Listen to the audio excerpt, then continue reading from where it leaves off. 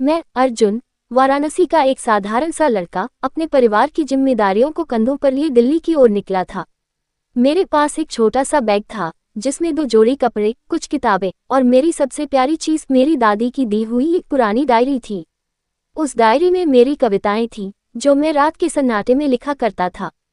मैं दिल्ली जा रहा था, एक अच्छी नौकरी की तलाश में, ताकि अपनी माँ और छोटे भाई को बेहतर जिंदगी दे सकूं। मेरे पिता का देहांत कई साल पहले हो चुका था और माँ ने मेहनत मजदूरी करके हमें पाला था। ट्रेन का इंतजार करते हुए मैं वाराणसी जंक्शन के प्लेटफॉर्म पर बैठा था। सर्दियों की ठंडी शाम थी और कोहरा चारों ओर फैला हुआ था। लोग अपने गर्म कपड़ों में लिपटे इधर उधर भाग रहे थे। मैंने अपनी जैकेट की जेब से एक सेब निकाला और उसे चबाते हुए आसपास के नज़ारे देखने लगा। प्लेटफॉर्म पर भीड़ बढ़ रही थी। कुछ लोग टिकट काउंटर पर लाइन में लगे थे तो कुछ वेटिंग रूम की ओर जा रहे थे। मैं अपने विचारों में खोया हुआ था जब दूर से ट्रेन की सीटी की आवाज़ आई। मेरी ट्रेन, काशी दिल्ली एक्सप्रेस, धीरे धीरे प्लेटफॉर्म पर रुकी। मैंने अपना बैग उठाया और अपने डिब्बे में चढ़ गया। मेरी सीट खिड़की के पास थी और मैंने बैग को ऊपर की बर्थ पर रख दिया। डिब्बे में पहले से कुछ यात्री बैठे थे, लेकिन मेरे सामने की सीट खाली थी। ट्रेन ने धीरे धीरे रफ्तार पकड़ी और मैं खिड़की से बाहर देखने लगा। बाहर खेतों और गांवों का नज़ारा था जो कोहरे में और भी रहस्यमय लग रहा था। मैं अपनी डायरी निकालकर कुछ पंक्तियां लिखने लगा, तभी एक मधुर आवाज ने मेरा ध्यान खींचा। एक्सक्यूज मी, क्या मैं बैठ सकती हूँ? मैंने नज़र उठाई तो सामने एक लड़की खड़ी थी। उसका नाम बाद में पता चला, नैना। वह कोई 23-24 साल की रही होगी। उसका चेहरा चांदनी की तरह चमक रहा था और उसकी आंखों में एक अजीब सी चमक थी, जैसे वह दुनिया की हर खुशी को समेटे हुए हो। उसने नीली जीन्स और सफ़ेद स्वेटर पहना था और उसके कंधे पर एक छोटा सा बैकपैक लटक रहा था। हाँ, बिल्कुल, मैंने जल्दी से कहा और अपनी डायरी बंद कर बैग को अपनी गोद में रख लिया। वह मुस्कुराते हुए बैठ गई और खिड़की की ओर देखने लगी। कुछ देर तक हम दोनों चुप रहे। मैंने सोचा कि बात शुरू करनी चाहिए, लेकिन हिम्मत नहीं जुटा पा रहा था। आखिरकार मैंने हल्के से कहा, आप दिल्ली जा रही हैं? उसने मेरी ओर देखा और हंसते हुए बोली, हाँ, दिल्ली। और तुम? मैं भी दिल्ली, मैंने जवाब दिया। नौकरी की तलाश में? वाह, नौकरी की तलाश, उसने मजाकिया अंदाज में कहा। दिल्ली में तो सपने बिकते हैं, लेकिन मेहनत करनी पड़ती है।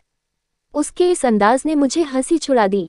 हाँ, मेहनत तो मैंने भी बहुत की है, लेकिन वाराणसी में कुछ खास मौका नहीं मिला।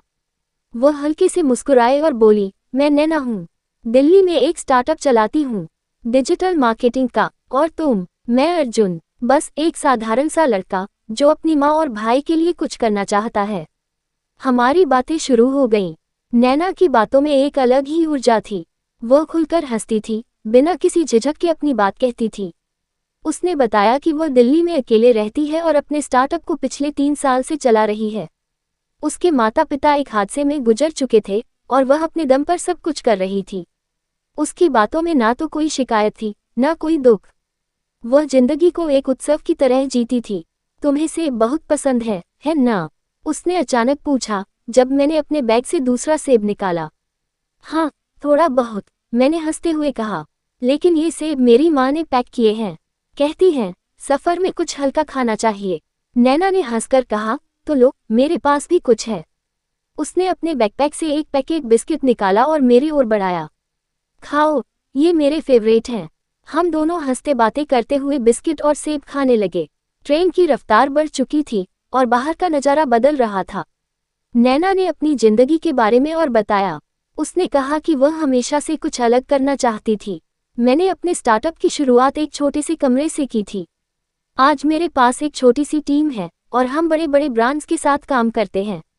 मैं उसकी बातें सुनकर हैरान था। इतनी कम उम्र में उसने इतना कुछ हासिल कर लिया था।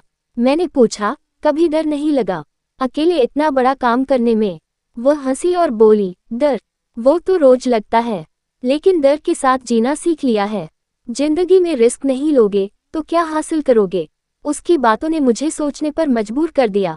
मैं हमेशा अपनी गरीबी और जिम्मेदारियों के बोझ तले दबा रहता था, लेकिन नैना की जिंदा दिली ने मुझे एक नया नज़रिया दिया। ट्रेन एक स्टेशन पर रुकी। मैंने कहा, चलो कुछ चाय लाते हैं।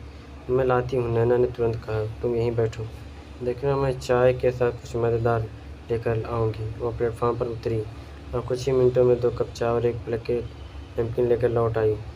लो, ये दिल्ली स्टाइल की चाय है, उसने मजाक में कहा। हम दोनों चाय पीते हुए बातें करने लगे। नैना ने बताया कि उसे घूमना बहुत पसंद है। जब भी मैं तनाव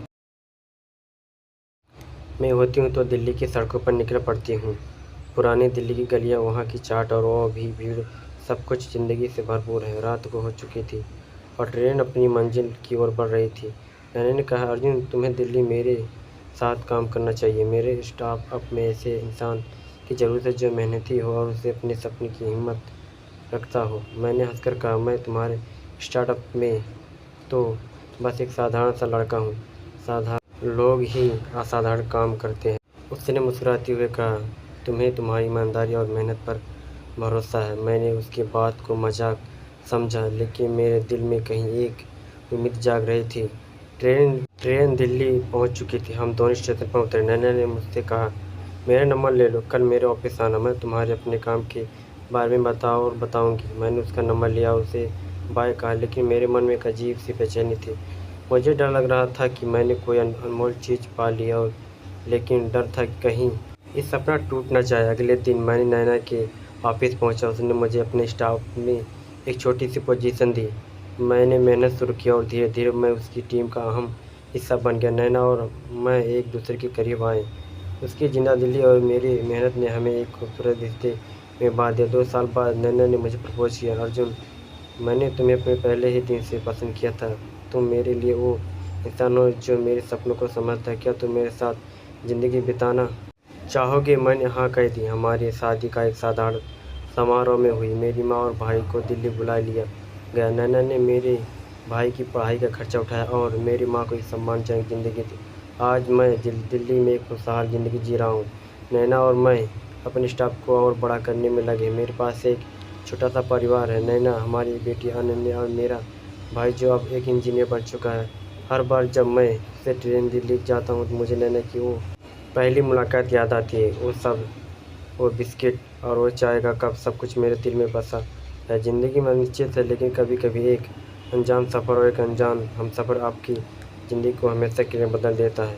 मेरी कहानी यही सिखाती है, हिम्मत रखो, सपने देखो और ज़िंदगी को खुलकर जियो।